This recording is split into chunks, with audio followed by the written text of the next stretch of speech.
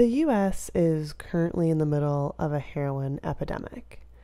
Between 2001 and 2014, deaths from heroin overdoses increased 600%.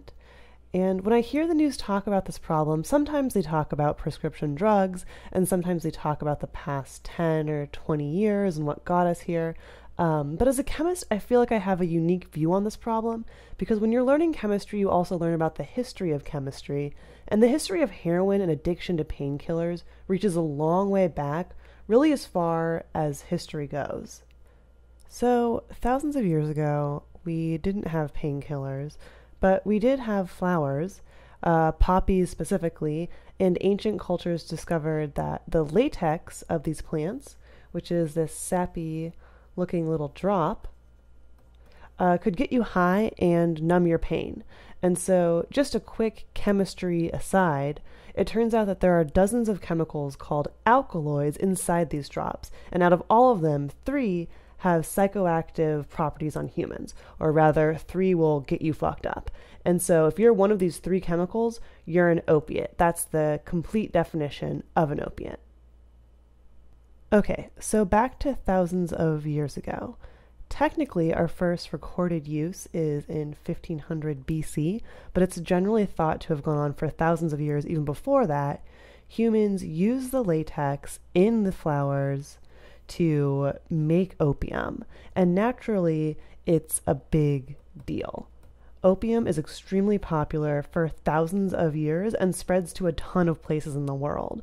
And remember that in this time, there aren't any good painkillers. No matter what happens to you, the only thing you have is booze or any random thing your crazy old-timey doctor gives you. So there's a huge push to try to get a good painkiller. And in the early 1800s, scientists go back to the poppy and they're able to use chemistry to isolate one of the 3 chemicals that gets you fucked up. They isolate this guy, and they named it morphine after the Greek gods of dreams, Morpheus, because it makes you go to sleep. It was released as a painkiller and also as a treatment for opium addiction. Remember this point because it's going to come back a lot. When morphine was new, it was used as a treatment for opium addiction. And morphine had a good run. It was used a ton in the Civil War, and I actually got injected with morphine a couple months ago when I had a kidney stone.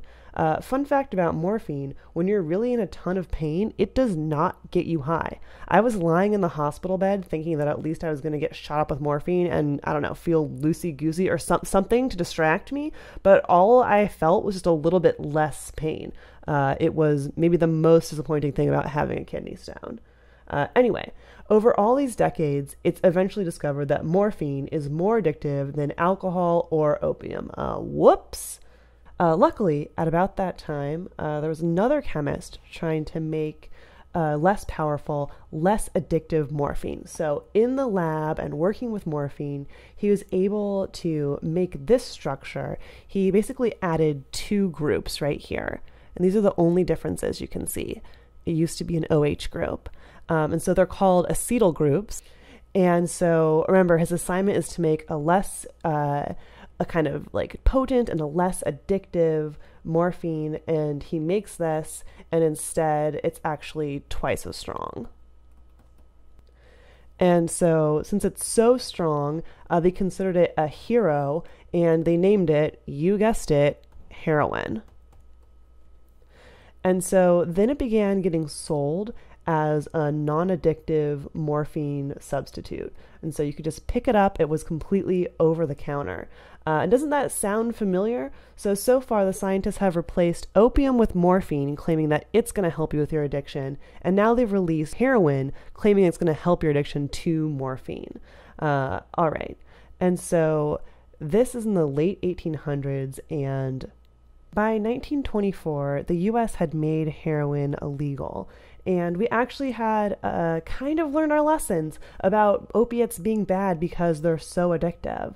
We had kind of a good run in this stretch. We said, yeah, you shouldn't just be smoking a bunch of opium whenever you feel like it. And morphine, it's useful when you're in extreme pain for a short amount of times, but don't get addicted. And heroin, don't use that under any circumstances. It's extremely addictive and twice as powerful as morphine.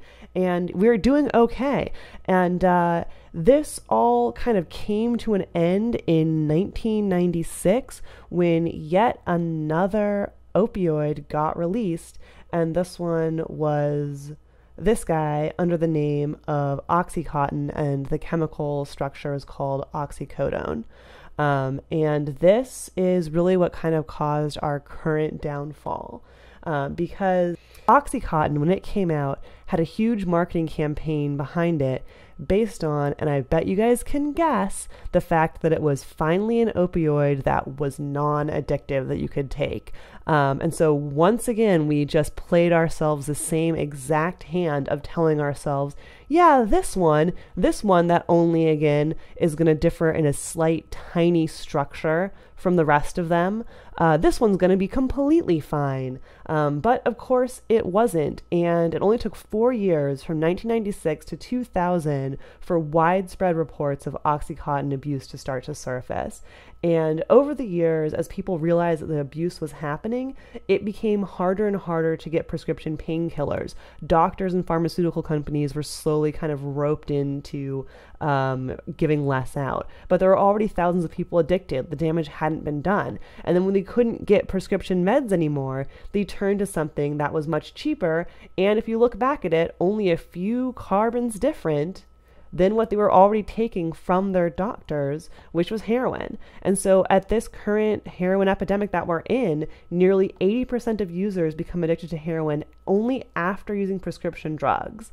And there's actually new research that suggests that the number of overdose deaths we have currently are similar to the HIV epidemic when it was at its peak. So all of that's pretty heavy and intense. And I think it's just really important to kind of consider the chemical history when we talk about this stuff, because it's an ancient problem. So here are just the original 3 opiates that are found in poppies.